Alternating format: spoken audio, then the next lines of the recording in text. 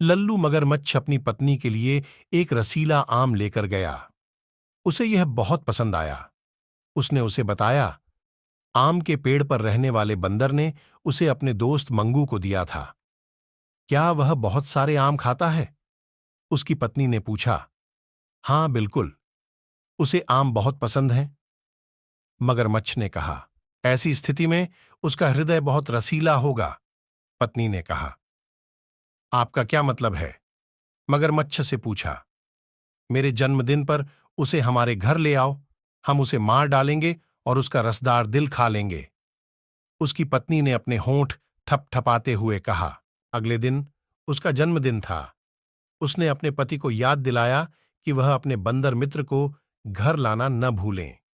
वह बंदर का रसीला दिल खाने का सपना देख रही थी।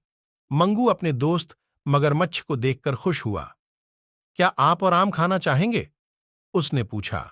मगरमच्छ मुस्कुराया। दोस्त, मैं तुम्हें दोपहर के भोजन के लिए अपने घर आमंत्रित करने आया हूं, उसने कहा। जैसे ही वह घर की ओर तैरने लगा, मगरमच्छ ने बंदर को अपनी पीठ पर बिठा लिया। दोपहर के भोजन में क्या बनेगा? मंगू ने पूछा। मगरमच्छ ने कबूल किया। मेरी पत्नी अपने दोपहर के भोजन के लिए आपका रसदार दिल चाहती है। क्या ऐसा है? तुमने मुझे पहले क्यों नहीं बताया?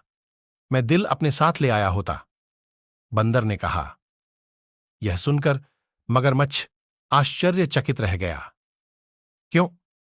क्या तुम्हारा दिल तुम्हारे पास नहीं है? उसने पूछा।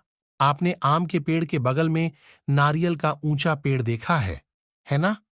मंगू ने पूछा। मगरमच्छ को नारियल का पेड़ देखने की याद आई। बंदर अपना दिल उस नारियल के पेड़ के ऊपर छोड़ देते हैं।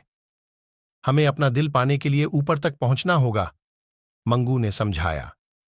इस बीच मगरमच्छ की पत्नी अधीर हो गई और अपने पति और उसके दोस्त की तलाश में आई।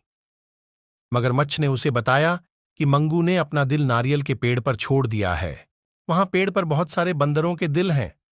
आप हमारे साथ क्यों नहीं जुड़ते?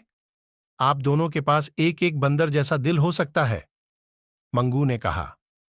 दोहरे दिल के बारे में सोचते ही पत्नी ने अपने होठों को थपथपाया। रसदार दिल।